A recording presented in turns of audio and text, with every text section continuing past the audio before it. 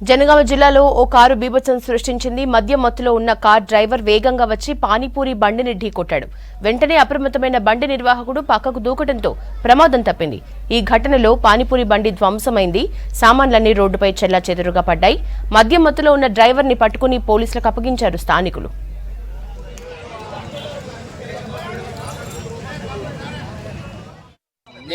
పానీపూరి బండి సూర్యాపేట రోడ్కి పెట్టిన తర్వాత ఆడ ఖతం అయిపోతే మెల్లగా ఇట్లా సైడ్కి వెళ్ళి రోడ్ కిందికి వెళ్ళి డాంబర్ రోడ్ కిందికి వెళ్ళి మెల్లగా వస్తున్నాను నెట్టుకుంటా వచ్చేవారికి ముంగడికి వెళ్ళిన ఒక కార్ వచ్చింది. కార్ వచ్చినాక అన్న నేను ఇంత బదలాడినా కూడా ఆయన ఒకటేసారి మీది కొట్టుకొచ్చిండు. వీడి కొట్టుకొచ్చిన వారికి నేనేం చేసినా అంటే ఇక్కడ బండి ఏడిసిపెట్టి పక్కకు పోయి నిలబడ్డే వారికి బండి కొట్టేసి మొత్తం తుక్కు చేసి ఫుల్ ఆగిన కోసం పడతలేదు.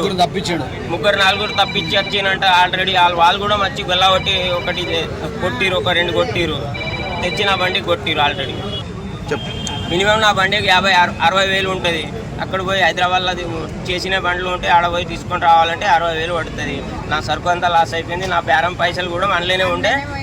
ఎవరెవరు ఏం చేసారు అక్కడక్కడనే నా గల్లాలో ఉండే అన్ని తుక్కు అయిపోయినాయి. పైసలు ఎక్కడెక్కడ